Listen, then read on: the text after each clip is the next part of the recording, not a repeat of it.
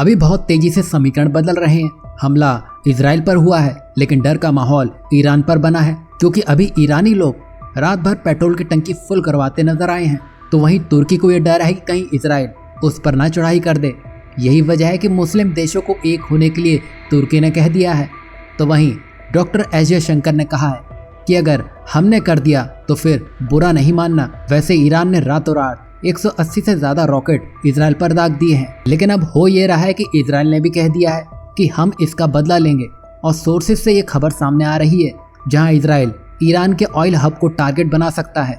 बस फिर क्या था, तेहरान के पेट्रोल पंपों पर नागरिकों की लंबी कतारें लग गई।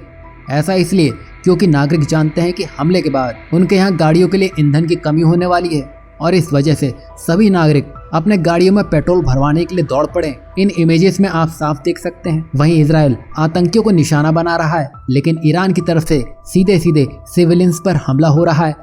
वहीं कहा यह भी जा रहा है कि इजराइल बड़ा जवाब देने की तैयारी में है। तो तुर्की इन सब से बड़ा बेचैन दिख रहा है, क्योंकि जिस तरह ईरान की हालत अभी दिख रही है, और वो कह तो रहा था कि बड़ा हमला करेगा, पर खास बात तो ये देखिए कि ईरानी हमले में एक भी इजरायली नागरिक हताहत नहीं हुआ। तो वहीं तुर्की के राष्ट्रपति एर्दोगान ने चिंता जताई है कि इजराइल तुर्की पर भी हमला कर सकता है। उनका कहना है कि लेबनान में इस बार इजरायली सेना के जमीनी ऑपरेशन के नतीजे पिछले हमले से बहुत अलग होने वाले हैं, और नेतन्याहू की सरकार गाजा और बेरूत के बाद तुर्की को भी निशाना बना सकती है। मतलब यहाँ आप तुर्की का डर देख सकते हैं। कल तक वो इजराइल को साफ करने की बात कह रहा था, लेकिन जिस तरह इजराइल जवाब दे रहा है और धीरे धीरे तुर्की के करीब बढ़ रहा है, उसको देखकर एर्दोगान सहम चुके हैं। यही नहीं, उन्होंने यूनाइटेड नेशन को रिक्वेस्ट कर दी है कि आप अपनी फोर्स भेजकर इजराइल को रोकने की कोशिश करें। साथ ही तुर्की के राष्ट्रपति ने इजराइल के खिलाफ इस्लामिक गठबंधन बनाने का आह्वान भी किया है। मतलब तुर्की यहाँ बुरा फंस चुका है।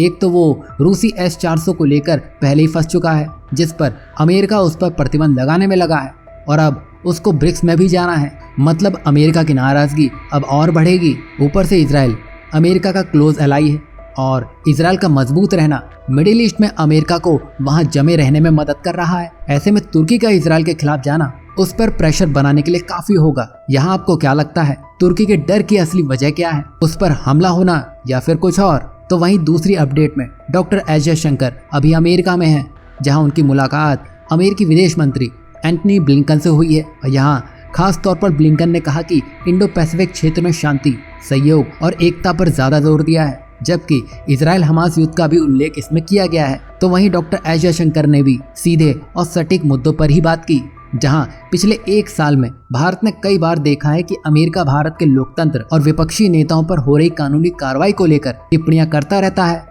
कई बार समझाने के बाद भी अमेरिका अपनी आदत से बाज नहीं आया है, और इसी संदर्भ में एक पत्रकार ने उनसे सवाल कर लिया। तो वहीं ब्लिंकन की उपस्थिति में जयशंकर ने भी साफ साफ कहा कि अगर भारत अमेरिका के लोकतंत्र पर टिप्पणी करे तो अमेरिका को भी बुरा नहीं मानना चाहिए। जयशंकर का ये जवाब सीधे तौर पर यह संदेश देने के लिए था कि भारत किसी भी बाहरी हस्तक्षेप को बर्दाश्त नहीं करेगा, फिर चाहे वो अमेरिका ही क्यों ना हो। आगे एस जयशंकर ने यह भी कहा कि भारत का इरादा कभी अमेरिकी डॉलर को कमजोर करना नहीं रहा है।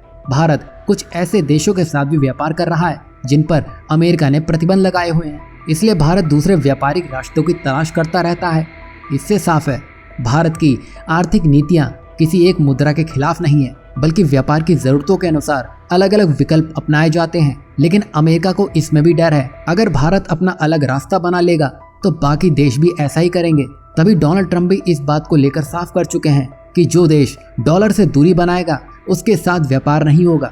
कहने का मतलब आप भारत को रोक नहीं सकते हैं, और जितनी जल्दी अमेरिका और बाकी देश समझ लेंगे अच्छा होगा। वैसे आपको यहाँ क्या लगता है? डॉक्टर एस जयशंकर देश या नेता कोई भी हो, सब पर भारी पड़ते हैं। पहले उन्होंने फ्रांस के पत्रकार का मुंह बंद कर दिया, और आज अमेरिकी पत्रकार का।